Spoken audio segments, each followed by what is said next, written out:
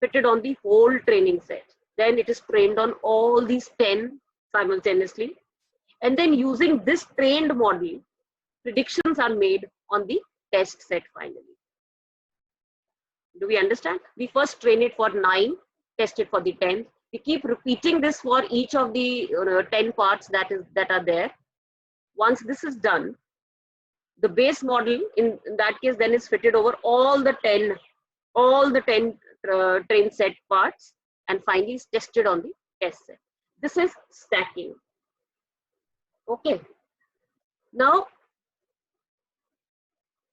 all these steps will then be repeated for the next model, say KNN. And finally, KNN will also be, tested on the test set once it is trained on the entire train set. These steps, that is 2, 3, 4, these steps are then repeated for the third model, that is KNN, SVM, and so on. Fine. The predictions from train set are then used as features to build the new model. Okay, what is the new model? The new model can be decision tree KNN or decision tree and KNN and SVM. Fine, we combine this model, and then this model is used to make final predictions. So DT will make its own prediction, KNN will make its own prediction, SVM will make its own prediction, and each of these predictions will then be, based on this test result, they'll be making their own predictions. Now we will take these predictions by max voting. We can take this by average voting, or we can take this by weighted average voting. Now DT is going to give its own result, right? KNN is going to give its own result, and SVM is going to give its own result. We can go for averaging, we can go for max voting, or for weighted averaging as well. Now it really depends on what kind of technique we will use.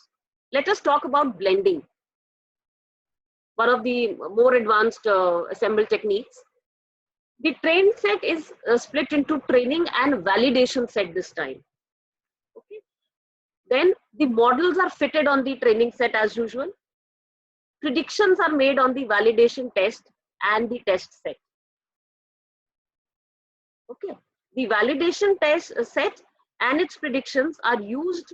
Now this validation set and its predictions are used as features to build a new model. This model is used to make final predictions on the test set. Okay. First you divide it into train and validation set. You fit your model on the train set, maybe your DT, you fit on the train set. Okay. Predictions are made on the validation test. Based on these predictions that you get, you build a new model. Right? Your new model can be DT and KNN, where KNN has, for example, a weight of 0.23 and KNN has a weight of 0.18. Okay, so you build a new model, right? And then this new model is used to make predictions. Okay. Now let us talk about another technique, that is bagging. Okay. Now this bagging technique, what it does is,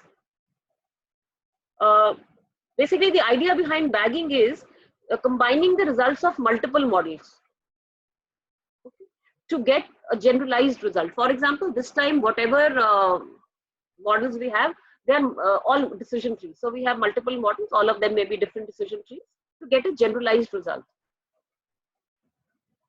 Now here the question is, if you create all the models on the same set of data and combine it, will it be useful? You are using all the models on the same data to train, and then you combine those models. Will it be useful? There is a high chance that these models will give the same result, since they are getting the same input. They are getting the same data as input. So there is a high chance that they are going to produce the same output, same result. So how can we solve this problem of these models being useful, giving separate results, giving different results, so that these can be meaningfully combined? The answer to this can be something called as bootstrapping.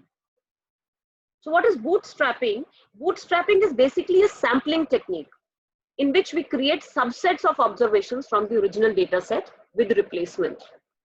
Okay, so this is bootstrapping. Bootstrapping will help us to select different samples, create subsets of observations from the original data set with replacement, so that each of the models that we have in Ensemble, each of these models have different inputs so that they can yield different outputs which can be later on meaningfully combined. Here the size of the these subsets that will be created, here the size of these subsets is same as the size of the original set. Okay? The care is taken that the size remains the same, and the bagging technique uses these subsets or these bags as we call them to get a fair idea of the distribution of the complete set. The size of these subsets created for bagging may even be less than the original in certain cases. Now, multiple subsets are created from the original data set. This is the original data set, and multiple subsets like these are created, selecting observations with replacement.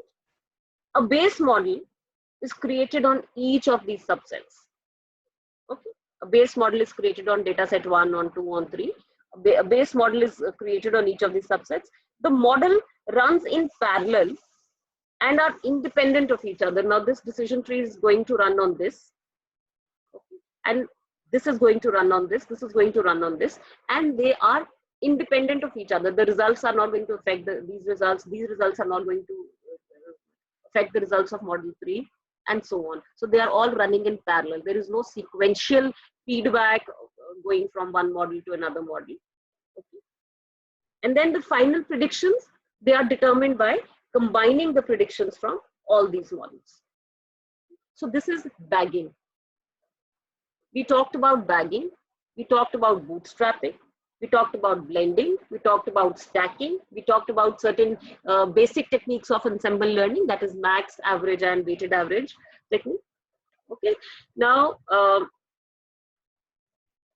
let us talk a little about boosting as well.